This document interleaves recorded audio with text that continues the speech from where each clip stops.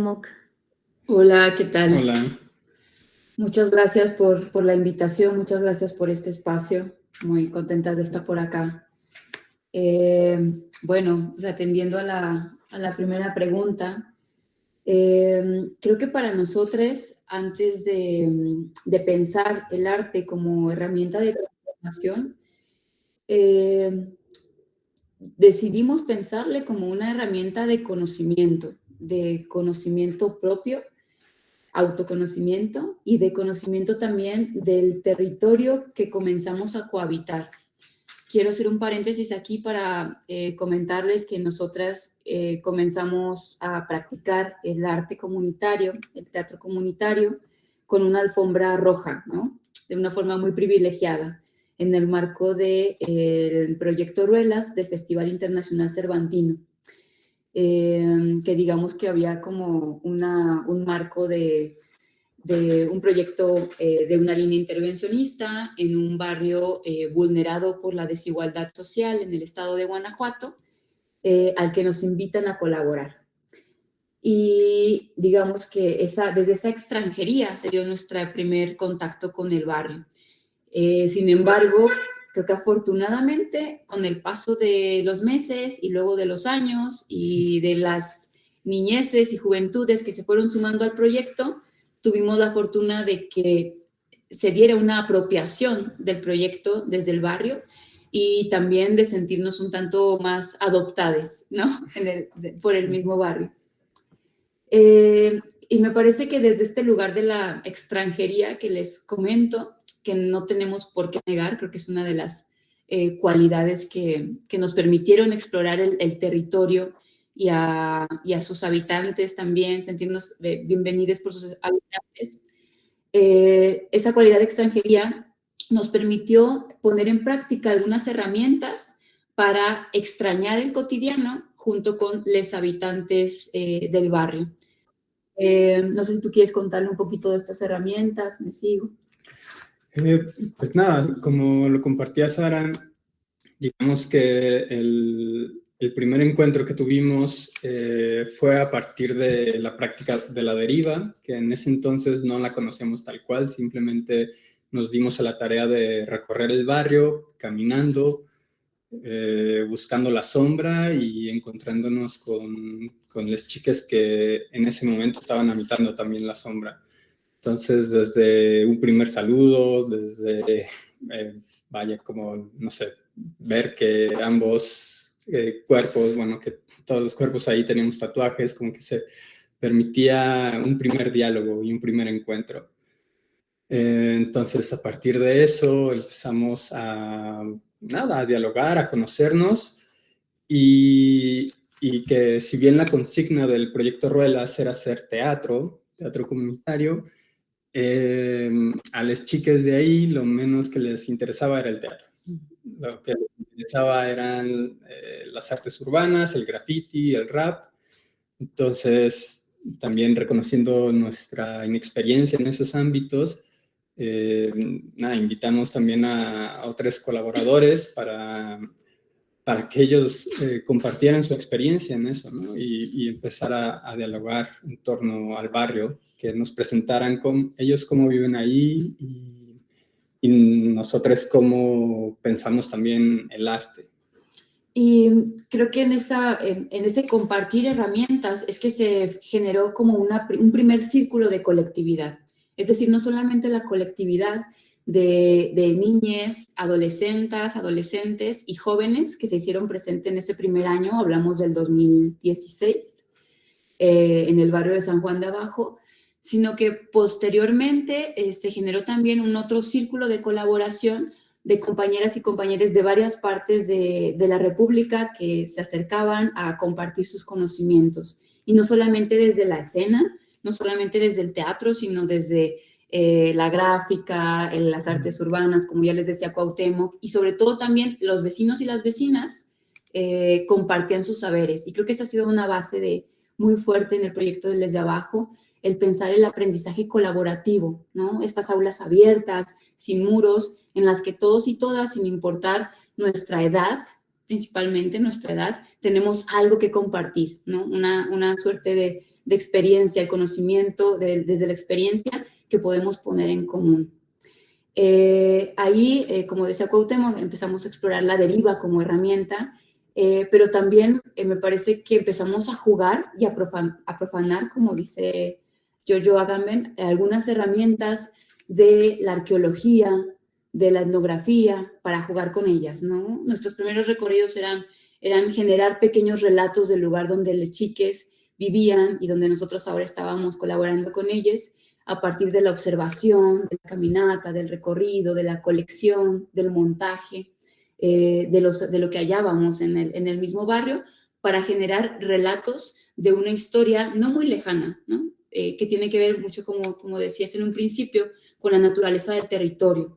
Un barrio irregular, es decir, que carece de servicios de drenaje, de agua potable, de iluminación. Bueno, iluminación ya la vamos teniendo, pero con un montón de carencias, digamos, que le estigmatizan, ¿no? Que se da a conocer el barrio como un lugar de delincuencia, de drogadicción, etcétera. Entonces pensábamos cómo a través de los relatos generados por sus habitantes se puede cambiar también la narrativa, ¿no? Y si no cambiarla, aportar una otra narrativa para leer el espacio y leer la realidad de sus habitantes y, por tanto, la identidad todo el tiempo cambiante de sus habitantes.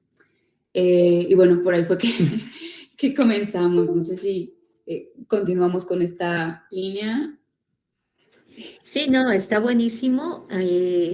A mí me parece muy interesante cómo también se vuelve una herramienta para resignificar y también conocer la narrativa de los territorios, las artes desde otros lugares y que existen, pero que tal vez no son nombrados o nombradas en esta historia que se cuenta, historias oficiales, ¿no? O historias privilegiadas. Exacto. Ahora, a mí me gustaría que nos enfocáramos en proyectos en específico, porque a veces se vuelve un poco más clara para las personas que tal vez comparten procesos en diferentes lugares, porque creo que si bien se pueden hacer metodologías, las metodologías también se tienen que adaptar a los espacios o surgen de los espacios. Claro. Entonces me gustaría hablar de presente, no nos llamen futuro, y de 15. Bueno, que nos cuenten también un poco de qué se tratan estos proyectos y qué problemas y hallazgos detectaron, cómo varió y cuál fue la metodología que aplicaron en estos dos proyectos, que supongo que aunque es el mismo territorio, también tuvo sus variantes. Claro. Sí. Tuvo variantes tan importantes como el momento histórico que vivimos, porque, por ejemplo, voy adelantando un poco, pero, por ejemplo, Presente, no nos llamen futuro, está situado en el marco de la pandemia. En el marco de la pandemia, insisto, en un barrio periurbano, la pandemia para las niñeces y adolescencias.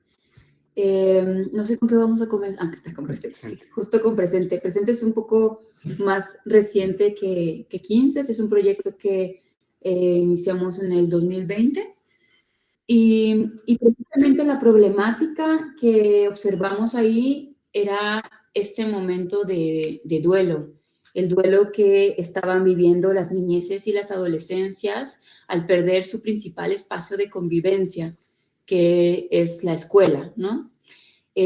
Aunado a eso, pensemos también que, como sabemos, la problemática del abandono escolar se incrementó muchísimo durante la pandemia, ¿no? Y aunado a eso, en el barrio de San Juan de Abajo, el abandono escolar es una realidad aún sin pandemia, aún fuera del confinamiento y del COVID. Esta realidad del abandono escolar desde la educación primaria atiende, por un lado, a la necesidad de trabajar para aportar a cada uno de sus hogares, pero también atiende, y lo platicábamos hace un ratito, a la falta de diálogo que se genera entre las instituciones educativas y las niñeces y las adolescencias en la actualidad. Creo que hay una falta de deseo de acudir al aula, hay una falta de interés de acudir al aula, no hay un ejercicio de identificación en ese espacio. Entonces, por ahí también va un poco la idea del título que proponemos el día de hoy para esta charla, ¿no? La urgencia también de unos otros espacios que nos permitan identificarnos con otros pares, que nos permitan generar comunidades con nuestros pares y también, ¿por qué no?, comunidades intergeneracionales, que ya un poquito más adelante lo abordaremos. Entonces, imaginemos que estamos en medio de la pandemia con las chicas, chicos, chiques que no están acudiendo a la escuela, y lo que les proponemos es un laboratorio en el que acudan al espacio con sus uniformes y con sus mochilas tal cual las dejaron el último día que fueron a la escuela. Y ese salón de ensayos, ese espacio se empezó a llenar de diferentes colores de cuadritos, diferentes texturas de suéteres y pants, tenis, y abrir sus mochilas era un momento de nostalgia muy fuerte, contagioso. Todavía lo recuerdo y me pasa algo en el cuerpo. Y ahí, además de compartir esta aula imaginaria, empezamos a imaginar también una currícula. Nos dimos la oportunidad de pensar juntas cuáles serían las materias que nos gustaría compartir en nuestra escuela imaginaria, ¿no? Y cuando hablo imaginaria no me refiero a un ejercicio como eso, ¿no? Como que algo que se produce y que a lo mejor nos queda por ahí en la mente o en el espacio volátil, sino hablo desde una imaginación política también, ¿no? El hecho de que ellas y ellos puedan pensar en sus referencias de docentes, en sus referencias de materias compartidas todos los días en un horario en el que pasaban la mayor parte del tiempo para reorganizar sus deseos y decir, esta sería para mí una escuela ideal. Esta imagen que estamos viendo también habla de ese otro momento, ¿no? De las niñeces trabajadoras, que también nos parece un punto crítico para abordar y diferenciar entre las niñeces trabajadoras y la explotación infantil en los trabajos. Porque como les digo, la necesidad de trabajar en las niñeces del barrio, como en muchos barrios en muchos países, está clara y es una realidad. Por más que se legisle en contra del trabajo infantil, seguirá siendo una realidad mientras no se compartan también marcos que les permitan eliminar esa necesidad de salir a trabajar, ¿no? E incluso pensar también el trabajo como un otro espacio de formación para ellos. Pero bueno, acá en San Juan esa fue una de los temas que trabajamos. Las chicas y chicos llevaban sus horarios laborales, en qué habían trabajado, en el campo, en las fábricas de calzado, que como ustedes saben acá en Guanajuato, en León tenemos todavía muchas. Y bueno, pues ellos reflejaban ahí cuáles eran sus nóminas, etcétera. Además de eso, pues jugando un poco con esa realidad del confinamiento, produjeron sus vestuarios con la estética del circo, con la estética de la escuela y también estas máscaras que alcanzamos a ver en la estética del COVID, ¿no? También que era tan presente. Y uno de los, para mí, de los hallazgos más grandes que tuvo este proyecto fue que a pesar de que teníamos un pequeño espacio de trabajo, decidimos volver a los descampados, es decir, toda la apuesta de los contenidos artísticos caía en la virtualidad, ¿no? En las pantallas. Y recordemos que estamos en un barrio en el que difícilmente se podía acceder a una tablet, a un teléfono, a datos móviles.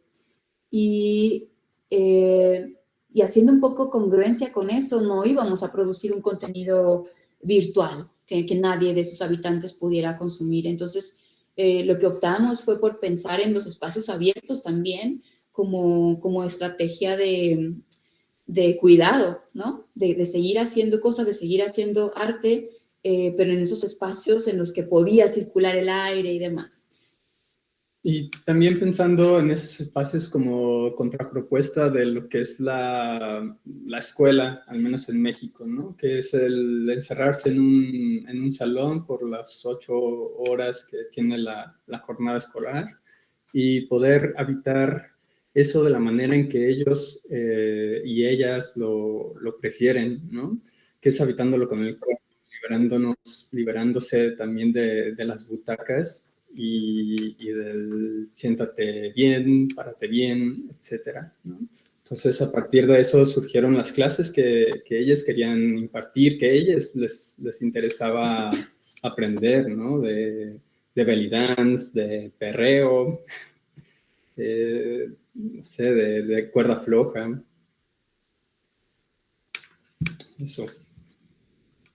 Sí, creo que también cabe decir que acá, además de poner en práctica algunas herramientas que ya veníamos explorando previamente con 15 del teatro, fue una oportunidad muy, muy chida para ellos de sumar herramientas del circo social por primera vez.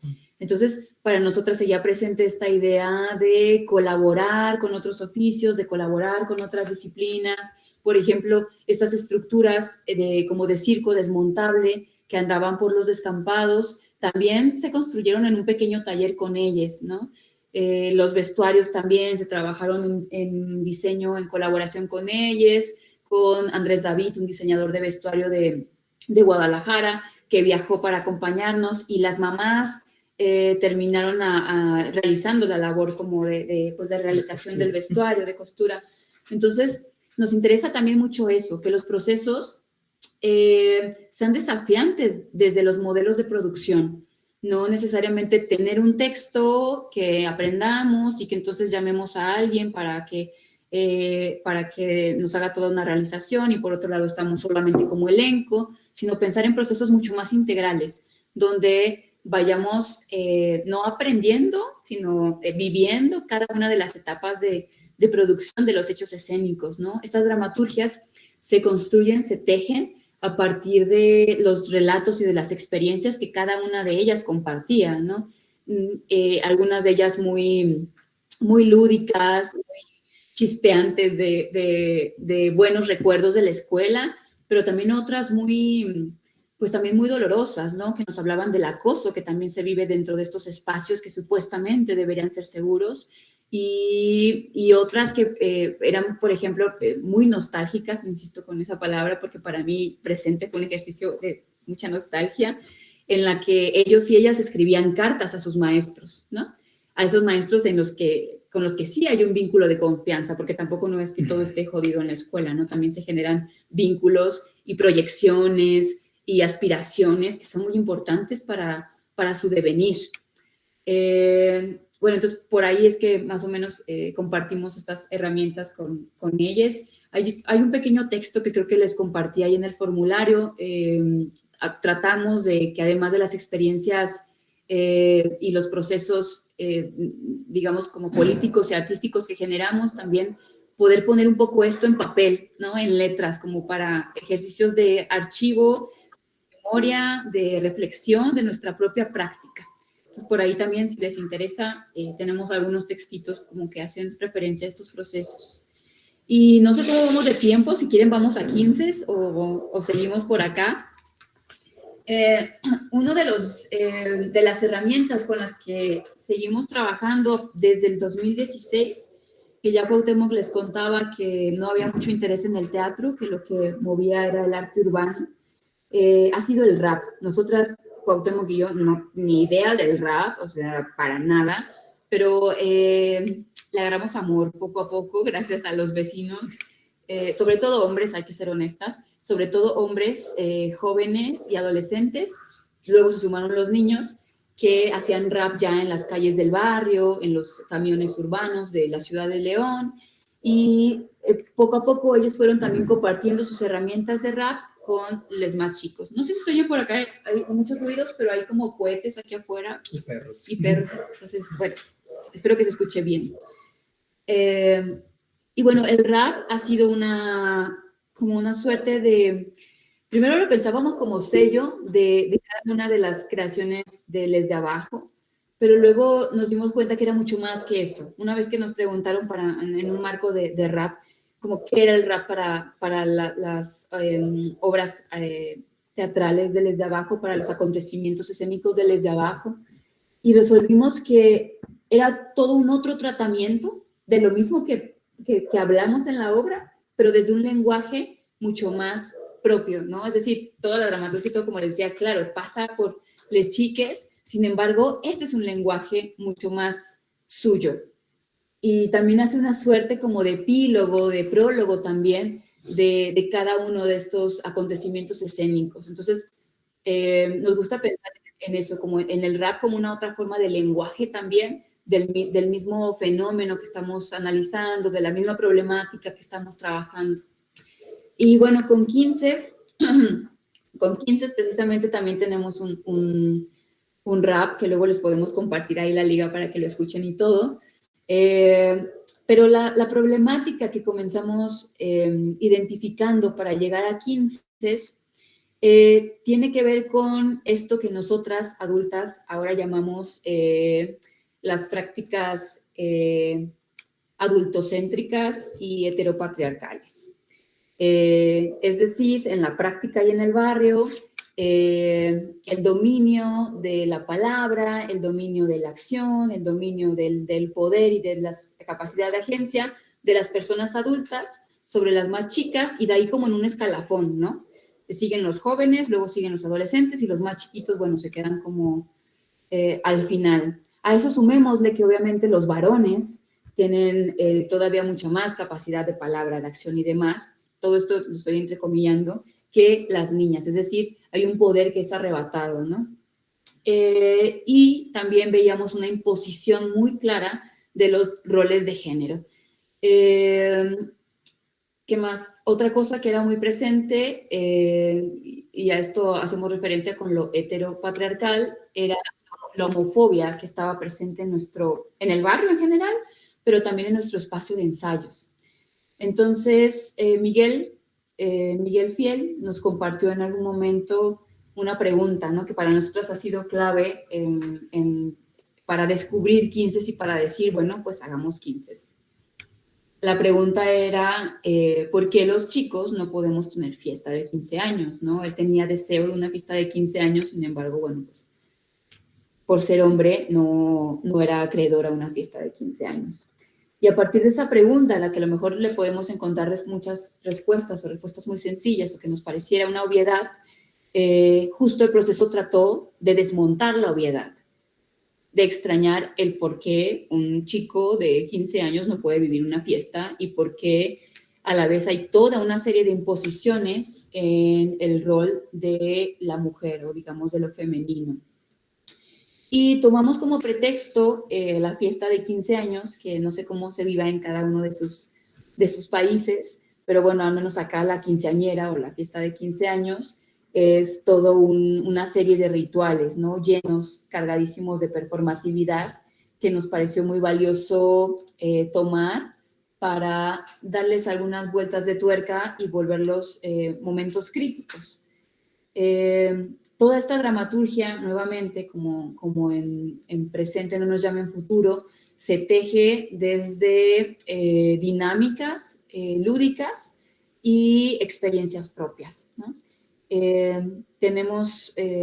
Pasamos por cada una de estas fases del ritual de 15 años, dándoles distintos tratamientos. 15, por ejemplo, comienza con un ejercicio de imaginación en el que cada uno de ellos y ellas se imagina teniendo 10 años más y se presentan así, en una lucha como por el micrófono, por ver quién gana la voz, compartiendo esas proyecciones y esas aspiraciones a 10 años. Entonces teníamos por ahí algunas chicas en ese entonces 25 años, 26 años, que ya luego se volvieron más porque la obra afortunadamente ha tenido mucha vida. Comenzó en el 2019, 18 y hasta el año pasado todavía hemos tenido presentaciones. Entonces esas preadolescentes y adolescentes, pues bueno, se volvieron jóvenes, ¿no? Que seguían hablando de su etapa de adolescentes también, y nutriendo estas experiencias que comparten en escena desde nuevos referentes, que también eso nos parece algo muy importante, ¿no? Que la escena sigue mutando conforme ellas y ellos van creciendo también, porque está viva y porque a final del día, digamos, no tenemos personajes, sino lo que tenemos son sus presencias. Hay un momento que para mí es uno de los más potentes de 15, que es el juego de Yo Nunca Nunca. No sé si acá por allá lo juegan también, pero es como hacer una afirmación en negación, ¿no? Entonces digo, yo nunca nunca me he tomado una caguama en la banqueta, ¿no? Y eso significa que lo he hecho. Y entonces con ese juego de negación, afirmación, trabajamos a propósito de entre comillas, de las microviolencias que se vivían en la escuela. Y para mí en lo particular, lo conversamos mucho, pero para mí en particular fue muy, muy, muy fuerte y muy doloroso también recordar que esas violencias que yo vivía cuando era una niña de secundaria, seguían presentes en las secundarias en las que ellas y ellos siguen habitando. El tenerte que poner short, licras, lo que sea debajo de la falda, porque sabes que en cualquier momento alguien te va a levantar la falda o alguien va a llevar un espejo para ver debajo de tu falda, el tener que encorvarte para ocultar las tetas, el ver cómo los docentes acosan a las compañeras. Y toda esa serie de confesiones y de realidades se iban presentando en un círculo, recuerdo el círculo en el espacio, un círculo enorme, en el que cada una de nosotras iba confesando eso que, ojo, no necesariamente tenía que haberte pasado a ti, pero tú a lo mejor lo habías observado en tu entorno escolar. Entonces, ahí si había una pertinencia de hacer 15, esa pertinencia se multiplicaba, ¿no? al 1000% para seguir hablando de estas violencias que las adolescencias estaban viviendo y sobre todo que nos parece que no había espacios para que ellas las pronunciaran, es decir, con sus propias palabras, con sus propias voces, con sus propios cuerpos sobre los escenarios. Perdón, no. Yo me emocioné y no paro de hablar, sí. perdón. No, pero otro de los ejercicios que utilizamos para la creación de 15 y que nos impactó mucho fue el ejercicio del chismógrafo, que acá en México básicamente es una libreta donde se hacen una serie de preguntas que van desde, no sé, lo más básico, tu nombre, tu color favorito, animal favorito, qué sé yo, pero que conforme van pasando las hojas del cuaderno se van complejizando las preguntas, ¿no? Y nosotros aprovechamos para hacer preguntas justo sobre el acoso, sobre temas que a ellas les interesaban, ¿no? Que les generaban dudas en ese entonces. Y luego, primero las contestaron entre ellas y después cada quien se llevó ese cuaderno a sus grupos, a sus salones en la escuela y nos sorprendió ver como toda la realidad, toda la violencia que se ejerce aún, ¿no? Bueno, que como decía Sara, ¿no? En nuestros tiempos de secundaria se vivía y cómo se sigue viviendo aún al menos en ese 2018, ¿no? Y seguramente todavía. Pero eso, no sé. Ahí me parece importante también mencionar qué era lo que pasaba con los jóvenes, con los chicos, cuando leían y cuando se enfrentaban a esas confesiones también de los compañeros, que había un lugar de decir, yo también he hecho esto, y reconocer cómo habían sido violentadores de sus compañeras y de sus compañeros también en determinados momentos. Y solo era eso, era como enunciarlo, ¿no? Y acá pienso en el trabajo y en la apuesta pedagógica y práctica teórica de Augusto Boal, de Freire, que nos ha acompañado también en las herramientas de teatro de las personas oprimidas y de la filosofía del oprimide, como en enunciar esas realidades para imaginar mecanismos para transformarlas, ¿no? Pero primero eso, reconocerlas, enunciarlas. Otro de los momentos que trabajábamos con 15, que me parece muy importante, era pensar en la investigación como algo que también se puede jugar, como la investigación desde un lugar que no solamente habita en las bibliotecas y en los libros, sino que también se puede encontrar, como decía Cuauhtémoc, en estos chismógrafos, en los compañeros de aula, y también un poco jugamos con la estadística que de pronto nos puede parecer algo brutalmente aburrido. Con ellas y ellos logramos tejer puentes entre las realidades que se habitaban en el barrio, que se siguen habitando en el barrio, y lo que las estadísticas dicen sobre ellos y ellas. Un ejemplo muy claro es el del embarazo adolescente, ¿no?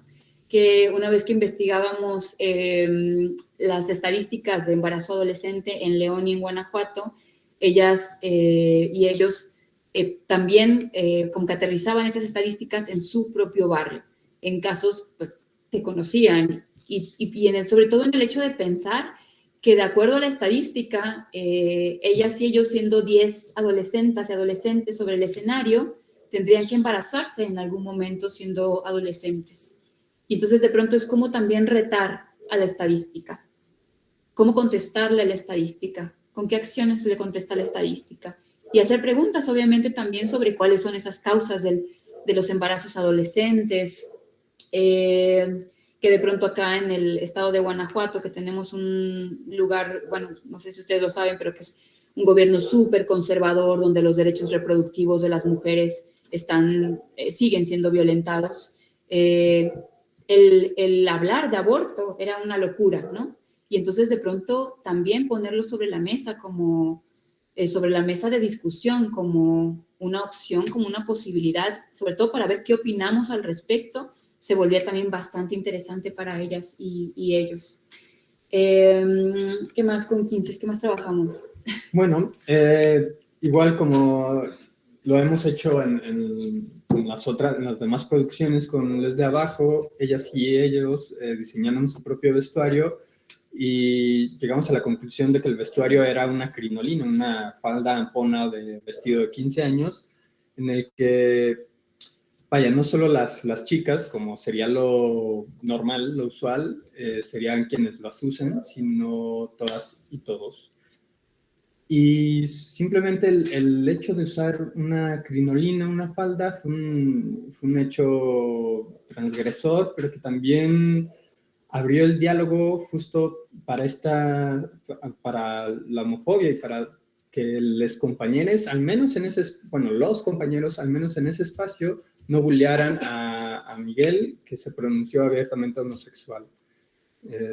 Y que también eso ayudó a que en su casa se pudiera hablar sobre su preferencia sexual, ¿no? Y nada, él nos compartía que en un principio su mamá le cuestionaba, ¿no? De por qué en la obra se usa esa crinolina, que pues él debería usar un traje, un smoking como es lo usual, para una fiesta de 15 años.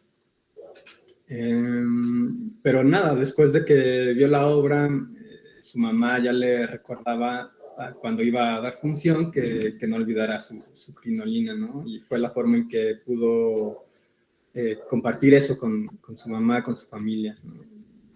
Sí. No, adelante. Es que le iba a alegar como que creo que algo que noto muy importante también en estos procesos que ustedes nos están compartiendo es la escucha de esa comunidad, no imponer de qué forma va a transcurrir el proceso, sino irlo habitando en conjunto, que no solamente está dirigido a niños, aunque aparentemente sí está dirigido a niños, niñas, niñas, adolescentes, estos en particular, estos proyectos en particular, es necesario integrar también a la comunidad adulta, porque no es, los niños, niñas, niñas pueden ir muy felices, pero si esto también choca dentro de sus comunidades, ya no tendrán la posibilidad de darle continuidad al proceso que están compartiendo con ustedes. Y escuchar el presente, cómo también lo traducen, aunque podemos compartir experiencias lamentablemente de nuestras generaciones que también han sido violentas, cómo en este tiempo, aunque se parecen, también se ha modificado la forma en la que se traducen y la necesidad de hablarlas. A mí me gustaría ligarlo a la siguiente pregunta. Yo soy la bruja malvada mediadora de este día, perdónenme. No, por favor. Yo creo que ya Sí. tiene que ver con todo lo que han estado diciendo. ¿Qué aprendizajes y reflexiones les deja su trabajo en relación con las infancias y adolescencias? Que creo que es vasto, porque tal vez directamente no lo están nombrando ahora, pero creo que sí ha cambiado y se ha modificado incluso su manera de trabajar y de crear. Entonces les Sí. dejo la palabra, la bruja malvada de este cuento. No, por favor, porque si no, este, sí, se ha modificado totalmente. Creo que en un primer momento debo decir que fue el teatro comunitario como práctica, algo que sí puso a temblar totalmente la forma en la que veníamos haciendo teatro. Y a eso agregarle el teatro con las niñeces y juventudes.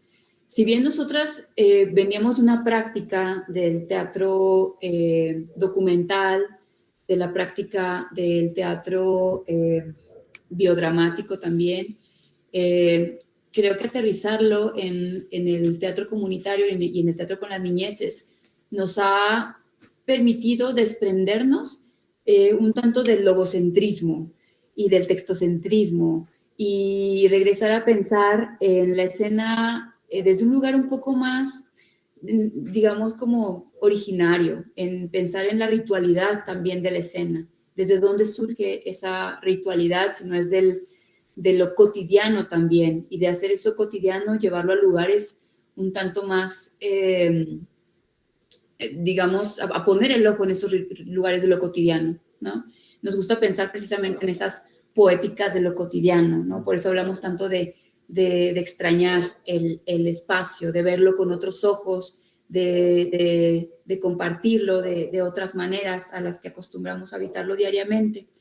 Y entonces yo creo que el primer aprendizaje o desaprendizaje ha ido por ahí, en desprendernos de los lugares como del texto, en pensar las formas de producción, insisto, desde otros lugares mucho más colaborativos y en los que también quepa esta intergeneracionalidad, incluso con los materiales que utilizamos, con las herramientas que utilizamos, que de pronto no haya que la edad no sea un requisito. Bueno, además de que las chicas y chicos del barrio, la verdad, son súper entronas y entrones a todo, pero eso, como que podamos compartirnos estéticas, que podamos compartirnos mutuamente referentes, ¿no? Que no hay un algo sobre el otro algo, sino que todos los conocimientos, insisto, son igual de valiosos. Y por otro lado, algo con lo que me quedo yo es el como personas adultas, acompañantes y también como personas adultas en general, seguirnos permitiendo jugar, ¿no? Jugar y permitirnos eliminar las estructuras como tan fijas. Si bien tenemos pautas y partituras para imaginar las puestas en escena y los procesos de creación, sabemos que todo el tiempo se van a modificar, atendiendo precisamente a esta escucha activa de sus necesidades, de sus deseos también, y sobre todo que sean provocadoras de diálogos constantes, ¿no? Que creo que eso nos lleva un poco a la idea de la autorrepresentación también, que para nosotras es fundamental. Sí, sí, claro, como dice Sara, una reflexión que constantemente nos hacemos y que ha sido motor de nuestro trabajo con las infancias es eso, cómo hacer para que ellas y ellos tomen el escenario, ¿no? Como el escenario como un lugar de poder, ¿no? Que puedan nombrarse, que puedan generar sus propias narrativas, también para que puedan imaginar diferentes posibilidades, ¿no? Y también como todo el trabajo que es necesario con las infancias, porque pensando San Juan de Abajo con una población de casi 8,000 personas, en el que 45% son niñas, niños y adolescentes, hay muy pocas posibilidades de que puedan acceder a sus derechos culturales, ¿no? Ya sea a ver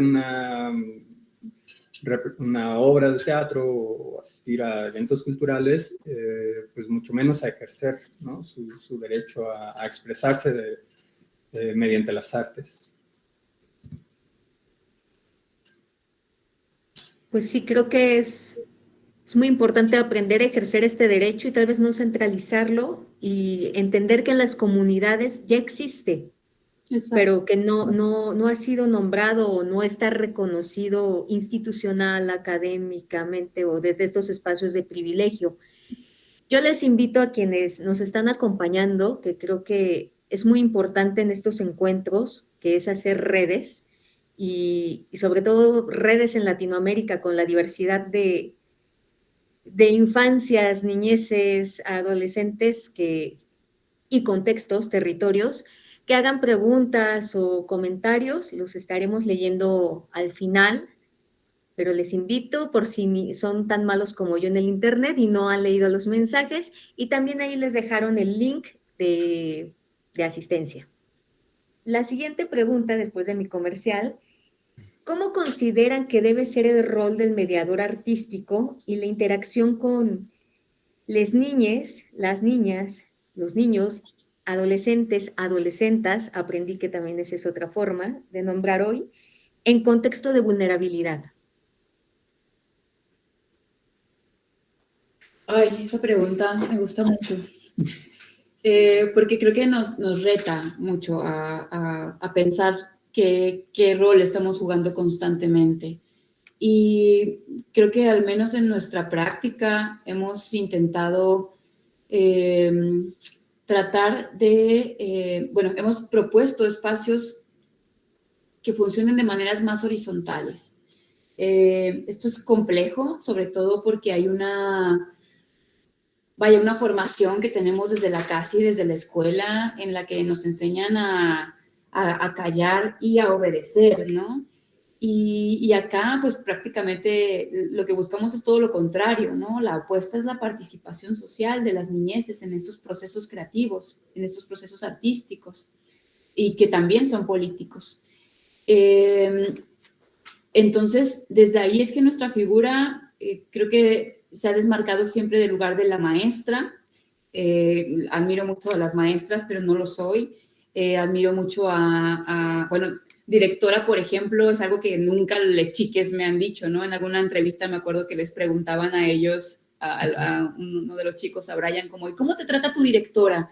Y me encantaba que la respuesta era como, ¿quién es nuestra directora? ¿No? Como que eso, ¿quién? Aquí no hay una directora. Entonces, pues claro, o sea, jamás nos hemos como, la verdad, como referido desde ahí. Nos gusta pensarnos más como acompañantes, ¿no? Como compañeras de escena, compañeras ahorita ya con Fernanda, con Soledad, que llegaron hace 10 años, hace 6 años al colectivo y que ya son jóvenes que están colaborando ahora con un colectivo que es nuestro otro proyecto autónomo. Pues eso, ¿no? El pensarnos como colaboradoras también desde otros lugares también ha sido muy interesante. Yo vengo pensando desde hace un ratito en la figura política de la tía. Yo crecí en un matriarcado. Mi mamá y todas sus hermanas me maternaron, me criaron y desde ahí es que imagino procesos de acompañamiento que, ojo, no repitan los lugares de, ¿cómo decirlo?, de cuidados extremos de pronto que tuvieron mis tías conmigo, de violencias también que ellas se permitieron consigo mismas para compartir lo que ellas entendían como cuidado, y cómo podemos apostar a una convivencia intergeneracional siendo las adultas acompañantes que a nosotras nos hicieron falta o que tuvimos el privilegio de tener. Porque creo que creemos en la crianza colectiva, creemos en el cuidado de las niñeces y las juventudes desde esa colectividad, ¿no? Como responsabilidad de toda la sociedad, sobre todo justo en entornos tan violentos como el que tenemos el día de hoy en Guanajuato, que por acá hay un comentario al respecto. Entonces, es asumir esas responsabilidades, pero también cuidando, ¿no? Cuidando esos roles. Entonces, bueno, esa figura de la tía por ahí también escribí un pequeño textito a propósito de eso, como como pensando en esas responsabilidades que decidimos tomar, aún como mujeres que decidimos no ser madres, pero sí ser acompañantes de otras niñeces y otras juventudes. Y en que esos cuidados no solamente son con las niñeces, sino también con sus personas adultas acompañantes, es decir, con las madres, con las tías, con las abuelas, porque creo que una de las claves también de que el proyecto de Con les de abajo tenga esta durabilidad de 7 años, ya 8 años casi. Va para 8. De estos 8 años tiene que ver con el acompañamiento de sus familias, el que sus familias estén ahí también y que hayamos, que ellas también se hayan sumado a los escenarios en determinados momentos y no solamente acompañando como espectadoras, sino, insisto, como actrices también en algunos momentos, como productoras, realizadoras de vestuario, etcétera, ¿no? No sé, ¿qué más? No, también creemos que como mediadores también de proyectos artísticos,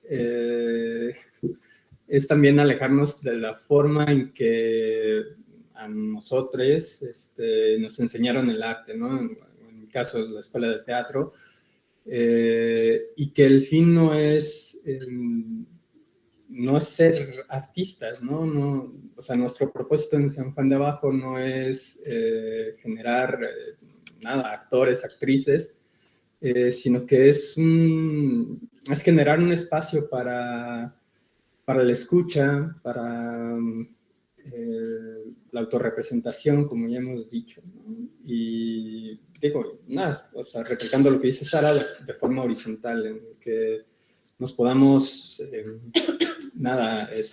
apapachar también ahí, ¿no? Poder escucharnos, eso. Sí, que creo que lo digo lo que decían del proyecto de presente y cómo también se cuestionan estas formas de aprendizaje de escuela, de saberes, y cómo se va llevando a la práctica no solamente de forma escénica y de entregar un producto artístico, como generalmente se demanda, sino lo más importante y lo más valioso es este proceso de construcción en donde nos cuestionamos todo, incluso esos proyectos que ya existían, el siguiente no será lo mismo porque somos otras, tenemos otras referencias y también tal vez ya hemos empezado a nombrar cosas que antes habíamos normalizado, pero que en este momento ya son inadmisibles.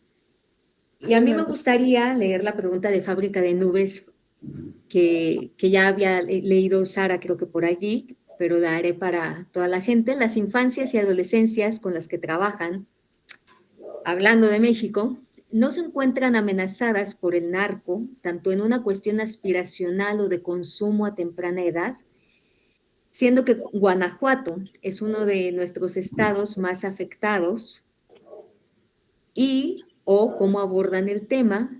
Y gracias, muy interesante y admirable su trabajo. Y también aprovecho y leo de Berenice Santillán, que es un aprendizaje horizontal el que nos están proponiendo. Sí, es, pues sí. Sí, si bien hace 8 años que empezamos a ir al barrio, digo, obviamente había narcomenudeo. Ahora, digamos que ha sido más transparente todo el poder que ejerce el narco, ¿no? O toda la violencia derivada del narco.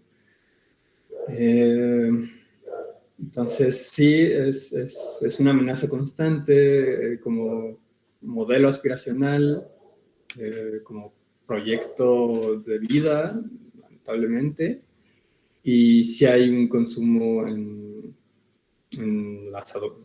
los adolescentes principalmente, pero también en las niñeces.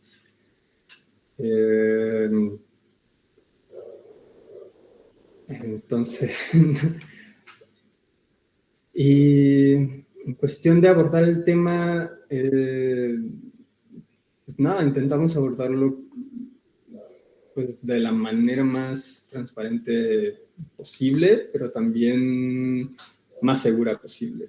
Porque hay temas, justo hay lugares que no se pueden señalar en el barrio, ¿no? Entonces, también es buscar la seguridad de quienes habitamos esos espacios.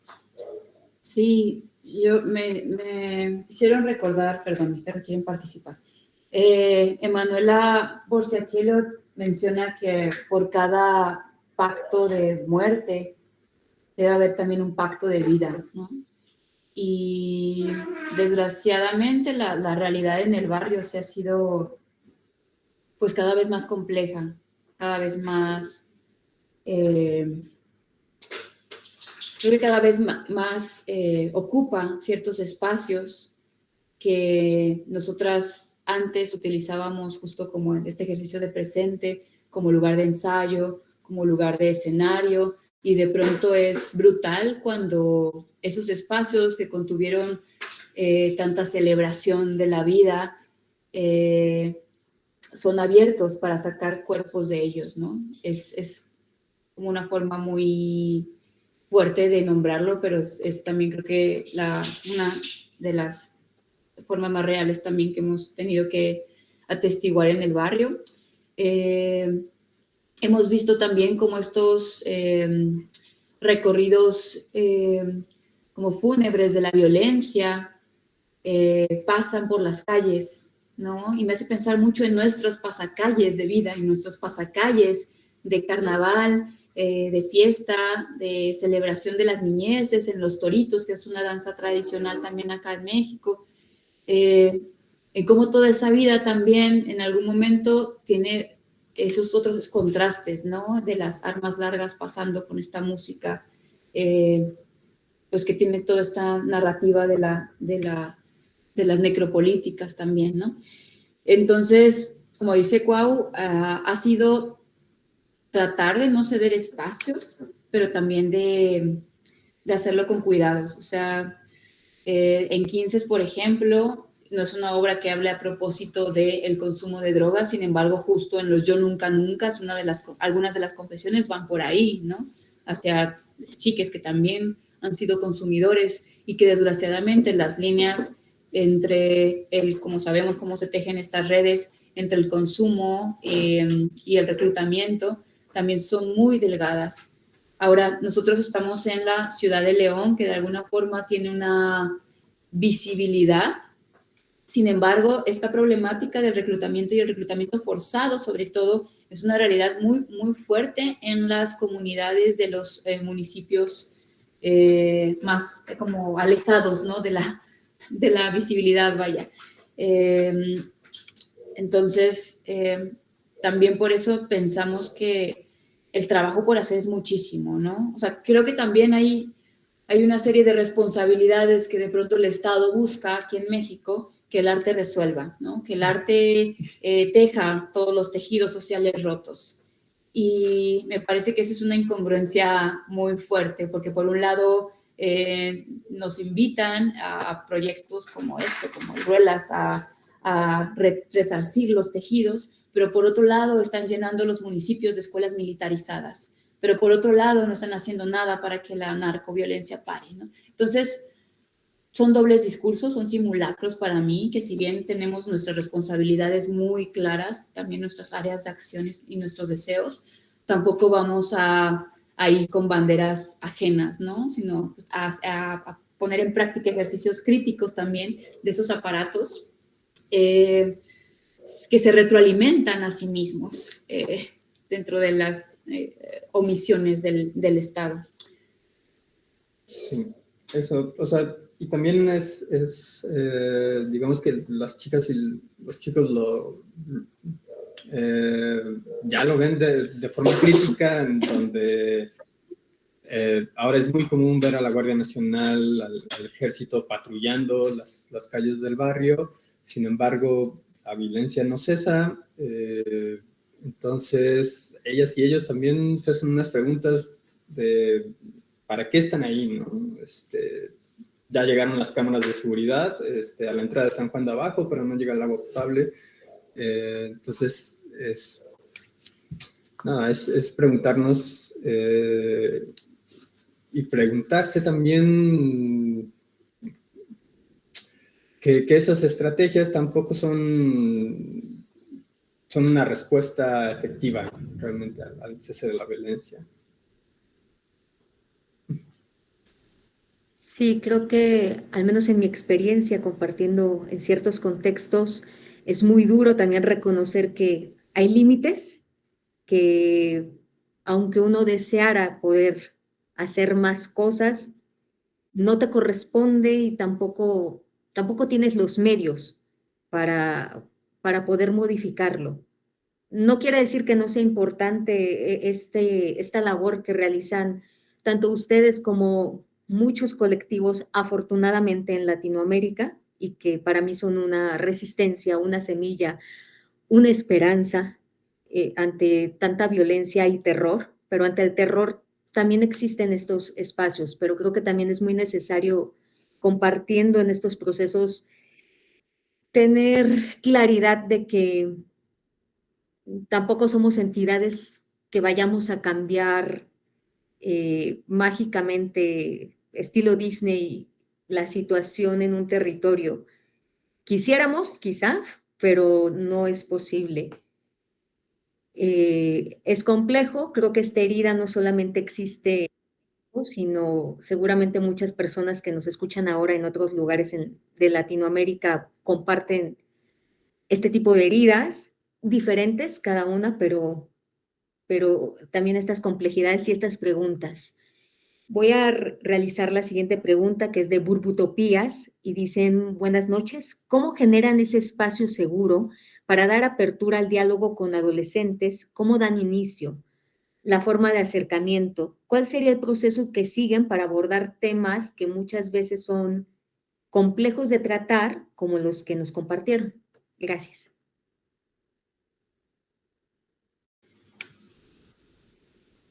Yo quería decir una otra cosa antes, pero ya se me olvidó. Perdón. No, no, no. Sí, bueno, primero el concepto como de espacio seguro, creo que también es uno de esos conceptos que está siendo como sobretocado, ¿no? Y creo que es muy necesario como el pensar que es un espacio seguro para cada una de nosotras y que esos espacios seguros todo el tiempo se tienen que estar cuestionando a sí mismos. Es decir, no es que tengamos un espacio seguro, se inauguró y le habitamos así permanentemente. Para nosotros el tener un espacio seguro implicó el que muchas personas quedaran fuera. Y hablo de adolescentes también que definitivamente no lograron entrar como en las dinámicas que se proponían, que seguían atacando a compañeros y de plano pues se fueron, ¿no? A pesar de que nosotras físicamente el espacio está siempre abierto, el círculo sí digamos como que se tuvo que ceñir también para que ese espacio fuera seguro. Y hablo de prácticas, insisto, adultocéntricas, prácticas como hablábamos de homofobia al interior, de acoso al interior. Y lo que yo pensaba es que todo eso lo tenemos afuera, es decir, lo tenemos en todas partes, lo tenemos en las calles, lo tenemos en las escuelas, como podemos ver. Entonces, podemos darnos la oportunidad de que nuestro círculo, aunque sea pequeñito, comience siendo limpio de esas prácticas.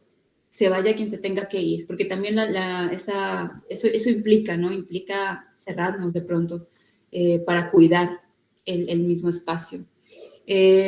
Cómo lo hemos ido tejiendo a partir muchísimo del diálogo, a partir de estas prácticas de autoconocimiento, de conversaciones muy frontales con las chicas y chicos, de ejercicios lúdicos también, que nos dan más información sobre el cómo nos sentimos, el qué necesitamos para poder compartirnos. O sea, es muy difícil precisamente tocar ciertos temas cuando no están estas condiciones dadas. Entonces, antes obviamente de llegar a 15, antes de hablar del yo nunca, nunca, antes de incluso de hablar sobre desaparición forzada y de narcotráfico, necesitamos generar ese espacio. E incluso ahora que regreso ahí, esos han sido temas en los que de pronto sabemos que en ciertos momentos, en ciertos lugares, es mejor que queden fuera los temas, ¿no? Precisamente procurando la seguridad del espacio. Los primeros encuentros, como les decíamos, se han sido desde esta cualidad del primer acercamiento, del hola, del qué hay en común y de dispositivos que nos gusta llamar de diagnósticos participativos. Es decir, no hacemos como un diagnóstico previo del lugar en el que vamos a colaborar, sino que tratamos que ese diagnóstico se teja en conjunto con la misma comunidad a partir de premisas lúdicas, ¿no? Por ejemplo, en la ciudad, que fue nuestro primer ejercicio en el 2016 y donde pusimos en práctica esta primera deriva, uno de los resultados fue una lotería en gran formato, ¿no? Una lotería en la que las fichas, los frijolitos o las semillas con las que se juega la lotería, éramos cada una de nosotras, o el bingo, no sé si por ahí el bingo, éramos cada una de nosotras, personas, ¿no? Y las iconografías que iban dando forma a esa lotería fueron generadas a partir de hallazgos, de dibujos, de las niñeces y las adolescencias que nos acompañaban en los recorridos. Entonces eso generaba como primeros retratos del barrio, pero, insisto, como no desde un lugar de la imposición o desde la extracción del ícono, sino desde la lectura de sus propios habitantes. Entonces creo que el juego siempre ha sido una de las claves para acercarnos y la otra sería el diálogo. Tengo que toser, perdón. Y ahora me gustaría leerles, porque les están dejando muchas preguntas afortunadamente. La participación de miembros de familia de las infancias o adolescencias en las actividades no es un obstáculo. ¿Sí usaron alguna estrategia para integrarlos en los espacios? Creo que sería, ¿usaron alguna estrategia para integrarlos en los espacios? La otra pregunta que hace Mercedes Paola de Caruarupay Romero. Ya. Fue en un proceso muy, digamos, muy específico. Ese fue un ejercicio que es nuestra versión de Fuenteovejuna, que se llama Cómo llegar a Fuenteovejuna, donde hablamos del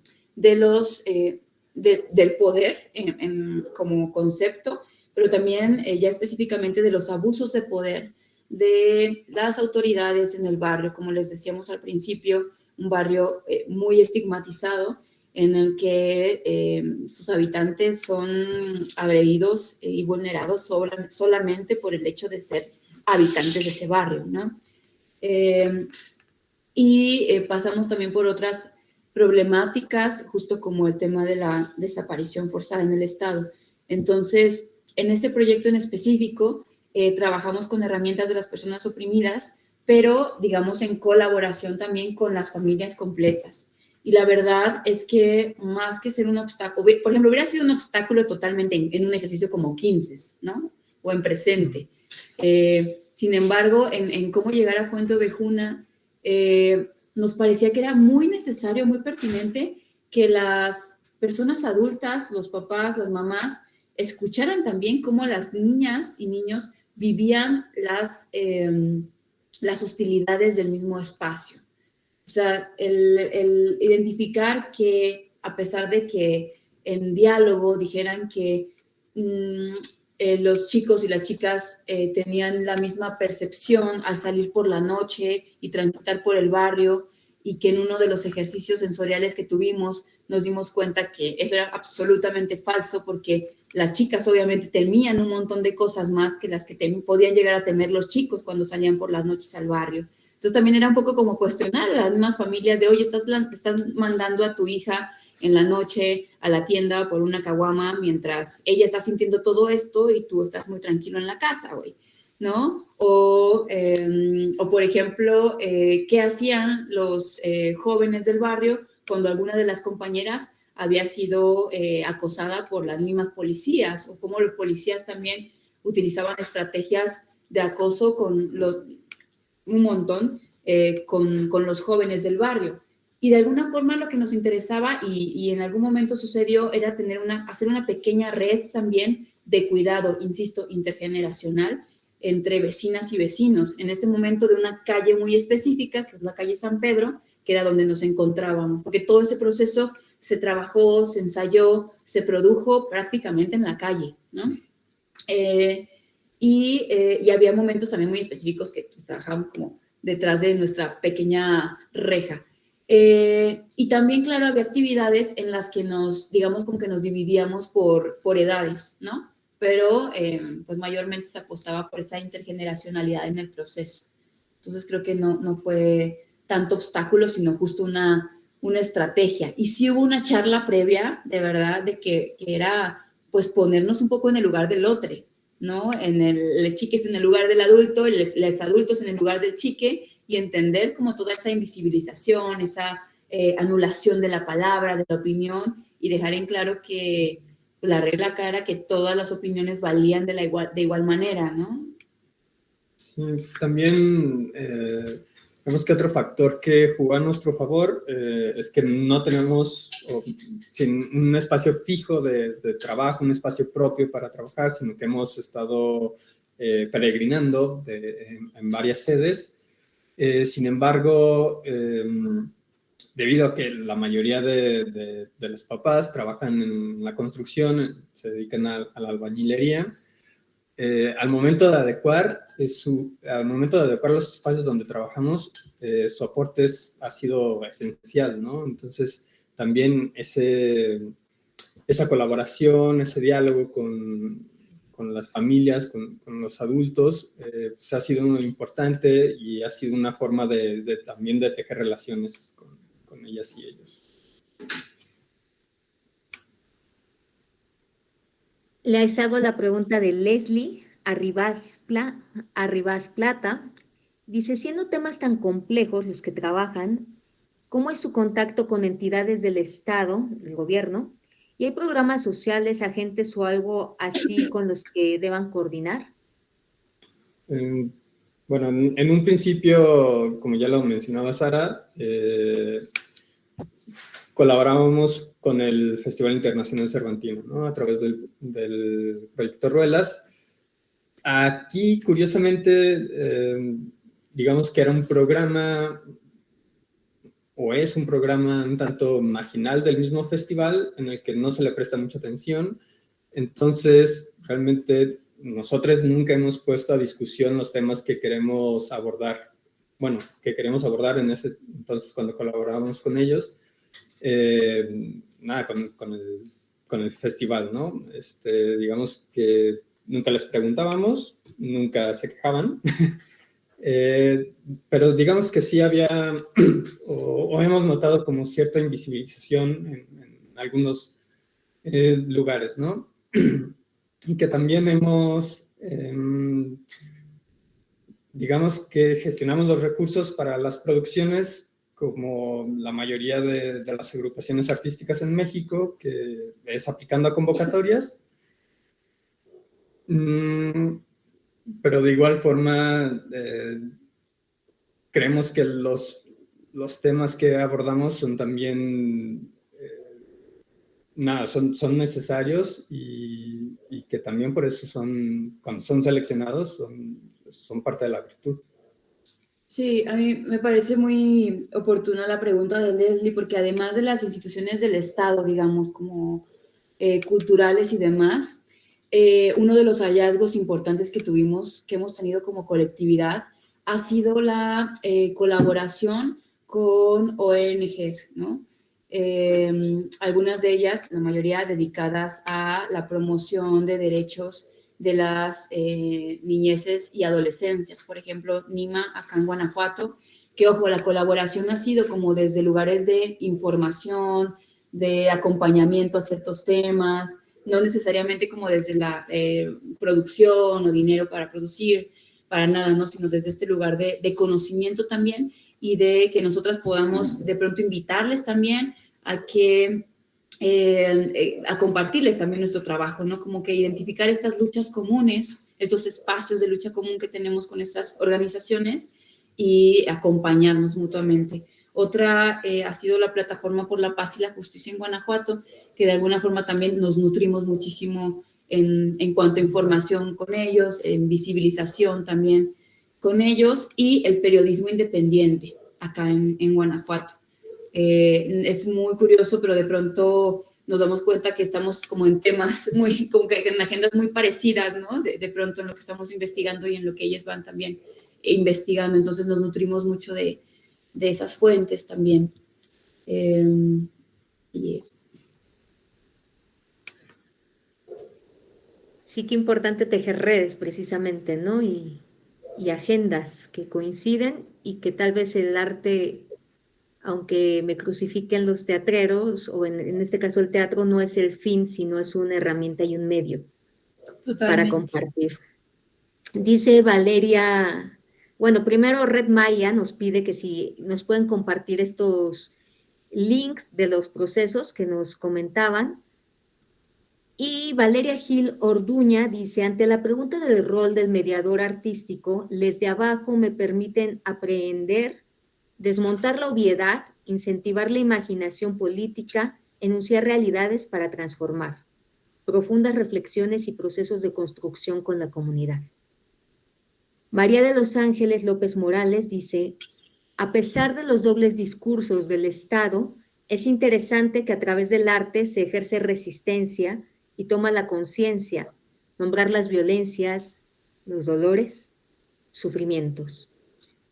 Raúl Sierra dice, ¿cómo asumen ustedes la persecución a líderes sociales y comunitarios para seguir ese trabajo en medio del flagelo de la droga que el arte genera nuevas alternativas de vida? A mí me gustaría regresar un poquito nada más al comentario de María de los Ángeles, que estoy de acuerdo en que al menos nos gusta pensar también que estos procesos sí son de resistencia, de nombrar también estas violencias, dolores a través de las experiencias de los compañeros, de experiencias también ajenas que traemos y que investigamos. Sin embargo, también me parece que la práctica del arte con las niñeces tiene muchos riesgos también. Ahora mismo estoy investigando como parte de mi proyecto del Sistema Nacional de Creadoras de Arte el tema de la institucionalización de las niñeces, ¿no? Estos lugares asistencialistas que sobre todo muchos de ellos con las cruces de la religión católica acá en Guanajuato, están supuestamente beneficiando niñeces, sin embargo también están haciendo una imposición de ideologías muy fuerte. Entonces, pienso que sí tenemos desde el arte muchas formas de resistir y de luchar contra las narrativas hegemónicas, contra las imposiciones de realidades, pero que también se corre muchísimo el riesgo de reforzarlas. Entonces, creo que eso también lo digo como una invitación también a revisar en qué lugar estamos, ¿no? ¿Qué testigos de nuestra época, como dicen los yuyascanis, qué testigos de nuestra época, qué testigas de nuestra época estamos siendo? Y sobre todo cuando lo compartimos con otras con niñeces y con juventudes que afortunadamente lo replican también en sus pequeños círculos sociales. Entonces, bueno, nada, como repensar esa responsabilidad. Y sobre la pregunta de Raúl, yo pienso, Raúl, sobre la persecución de líderes sociales, lo más cercano que nosotras, digamos, hemos trabajado acá en León, en Guanajuato, ha sido a propósito de las buscadoras que han sido asesinadas, precisamente señalando las desapariciones de sus hijes y buscando a sus hijes. Este es un proyecto, bueno, es un espacio de lucha, un proyecto que no necesariamente abordamos con las niñeces y juventudes, debo decirlo, ¿no? Lo hacemos desde nuestro proyecto autónomo como un colectivo. El proyecto se llama Estudios en Campo y en algún momento sí lo abrimos en el grupo de teatro comunitario. Sin embargo, regreso un poco a la pregunta anterior, como que a partir de los cuidados que presentimos que debíamos tener al tocar esos temas, preferimos trabajarlo de manera independiente, ¿no? Justo como para no generar compromisos a las y los habitantes del barrio. Un poco de esas dinámicas de cuidado. Sí, también, digo, pienso un poco en que de forma paralela, en uno de los proyectos que se llama Conquista del Pan, que se trabajó principalmente con mujeres trabajadoras, obreras de la industria automotriz, manufacturera. Ahí abordábamos las condiciones laborales, ¿no? de ellas y de nosotros como artistas precarizados también, y que entonces veíamos como que la violencia es estructural, ¿no? Que digamos que se genera un caldo de cultivo para que la narcoviolencia también explote en ciertos territorios o en nuestro territorio. Entonces, digamos que esa es como una manera en que hemos abordado de una forma paralela, tangencial, el tema, ¿no? Que no es que el narco o la narcoviolencia explote por sí sola, ¿no? O sea, no solo es el tráfico de drogas, sino la violencia estructural. Sí, y eso ya me acordé que quería decir hace rato, creo.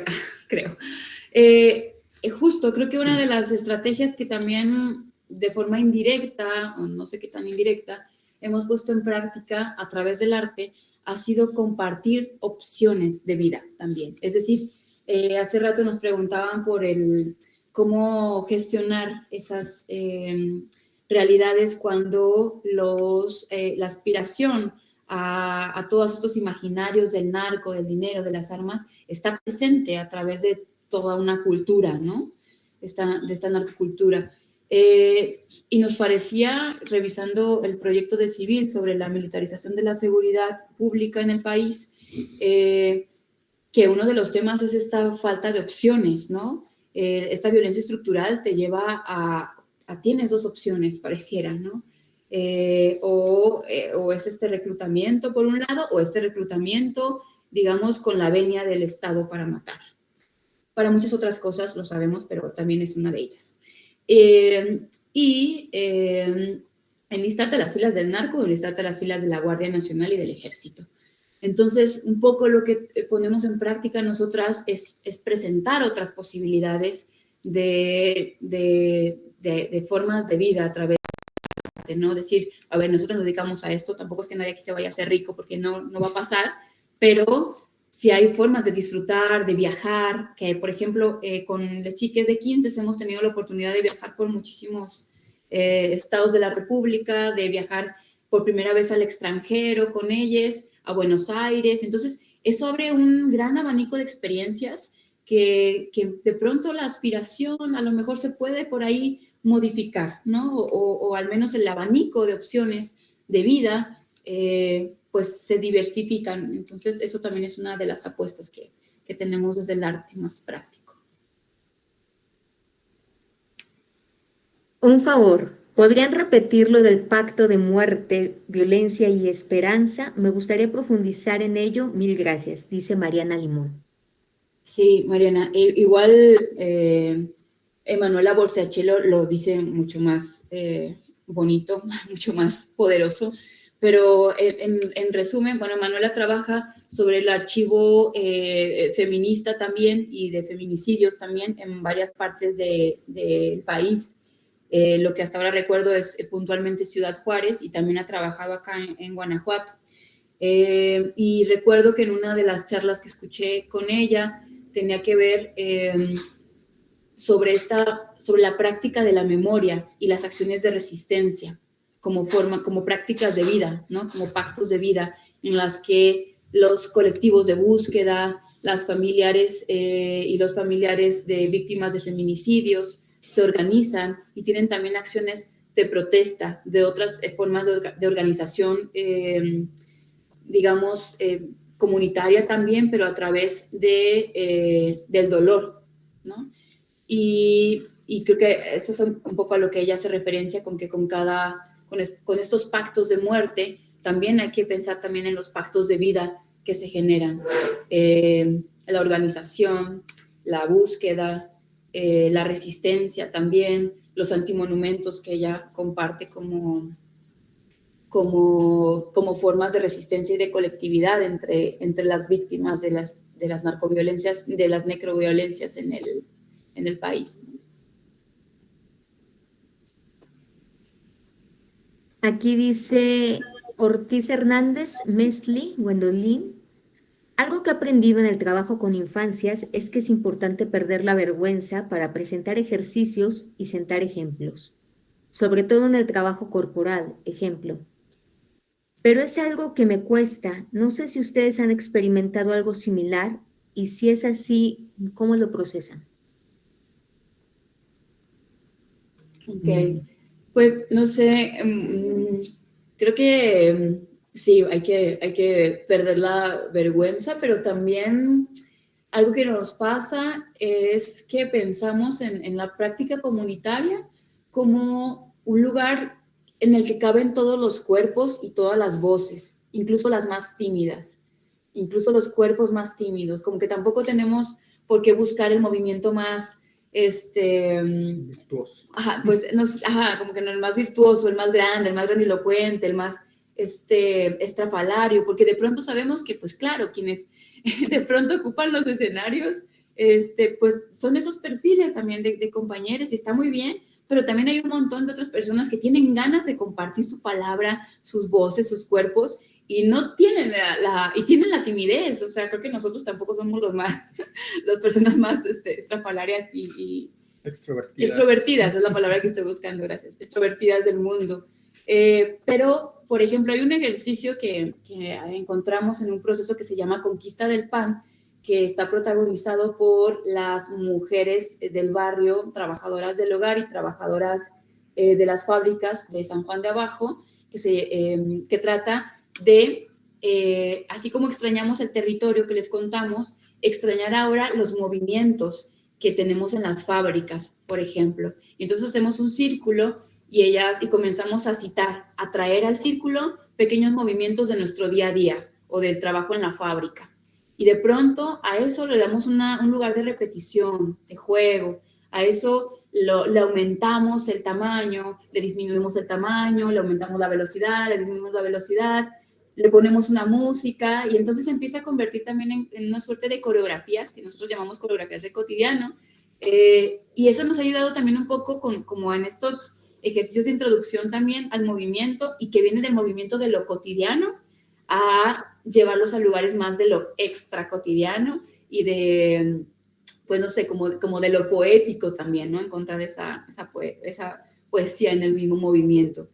Y que luego es muy mágico para ellas decir, claro, esto ya ni me acuerdo qué movimiento era, pero a lo mejor era el movimiento de la banda, ¿no? De pasar el objeto por la banda de producción, pero ahora se vuelve un paso de baile. En 15 también lo pusimos en práctica, pero bueno, esa es una pequeña estrategia que a lo mejor te puede servir como para ir aflojando el cuerpo, y sobre todo, pues que parte de movimientos del día a día, no tienes que saberte pasos de baile, ¿no? Creo que también ser generosos y generosas, ¿no? Como acompañantes, saber que pues aquí estamos a hablar con verdad y creo que eso también genera posiciones más horizontales porque generalmente vemos al tallerista, mediador, educador como de no le tiene miedo a nada, de todo le sale. Claro, claro. Y permitirnos ser vulnerables también genera espacios de confianza. Totalmente. Dice Roberto Góngora, saludos, estuvimos juntos en la muestra de teatro hecho con niñas y niños en Tasco. Qué chido que sigan con su labor y que su proyecto ha crecido tanto. Abrazo. Hola, Mar Vázquez dice, qué chido. Chido. Mar Vázquez dice, felicidades, compa, desde las luchas territorial de participación con la niñez y jóvenes, todo lo que han venido haciendo me siento identificada desde Colombia, desde el microtráfico de sustancias psicoactiva y el desplazamiento y secuestro y falsos positivos con los jóvenes. Milagros Paola dice, ¿podrían compartir un poco más de cómo se crea y plantea el chismógrafo, por favor? Tal vez explicar un poco más, no sé si en los otros países haya chismógrafo o si es algo muy mexicano. Fíjate que creo que o sea, el ejercicio del chismógrafo realmente era una cosa como para socializar, para socializar en las escuelas. Y son preguntas que primero tú puedes ponerlas con el nombre real, como hoja 1, nombre real, o un nombre inventado. Nosotras, por ejemplo, usamos un nombre inventado precisamente por el tipo de información que buscábamos compartir o que se compartiera. Y después en la segunda hoja es como, tu color favorito, y en la tercera hoja es, te gusta alguien del salón, y en la cuarta hoja es, has tomado alcohol, en la otra es como has tenido, o sea, como que van profundizándose las preguntas también, ¿no? Tiene una hoja libre donde dibujas lo que quieres. Estábamos tratando de buscar si tenemos por aquí una fotito, pero creo que están en alguna otra compu.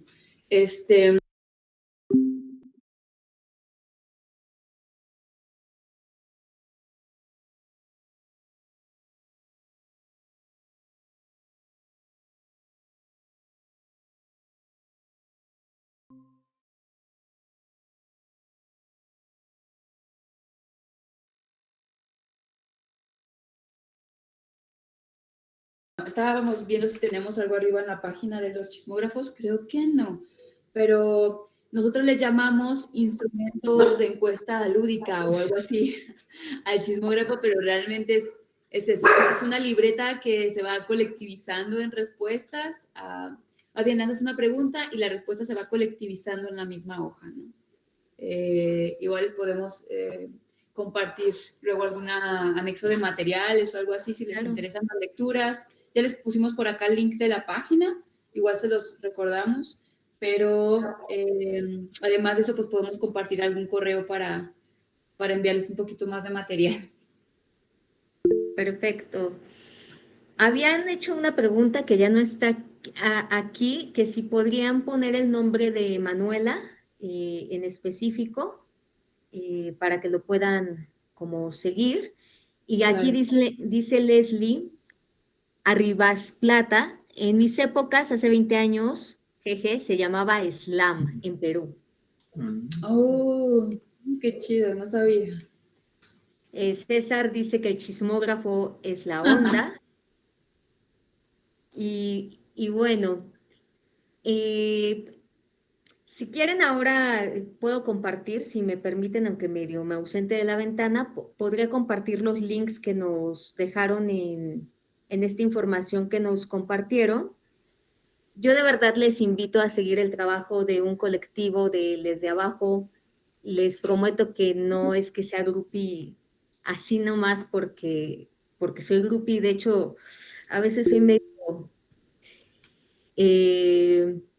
por un lado soñadora, pero por otro lado sí creo que cuestiono desde dónde están enunciando y compartiendo los espacios, porque creo que a veces al estar en estos espacios se nos olvida que damos por obvias las cosas y dejamos de cuestionarnos y ser autocríticos y críticas. Y creo que eso también es necesario. Entonces, sigan su trabajo. Ahora en el grupo los podemos compartir y si ya nadie tiene algo más que compartir, cerraré. Tú hablas, Sara, tú hablas. Es muy bonito todo lo que dices. No, solo, perdón, es que Úrsula, nuestra perra, está aquí hablando.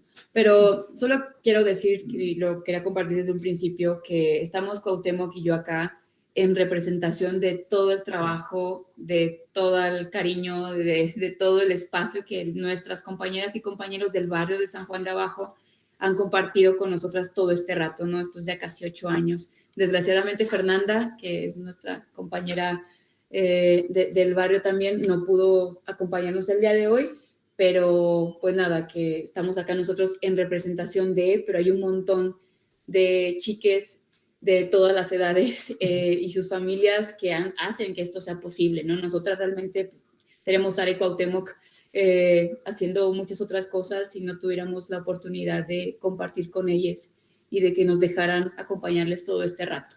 Solo esto. Pues muchas gracias por nombrarles. Creo que es muy necesario porque esto tal vez son los titulares institucionales por esas cosas tan raras de las convocatorias, pero el trabajo se hace en comunidad, no puede ser de otra forma.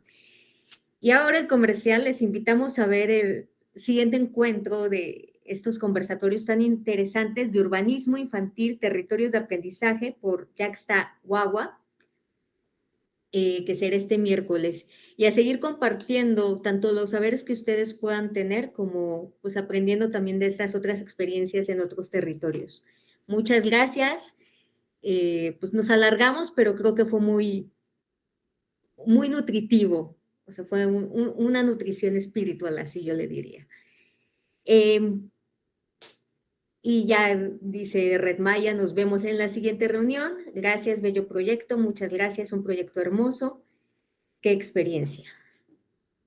Muchas gracias. Nos vemos por acá en la Muchas siguiente reunión. Gracias. Wow. Rifados, sí, son muy rifados. Excelente entrevista.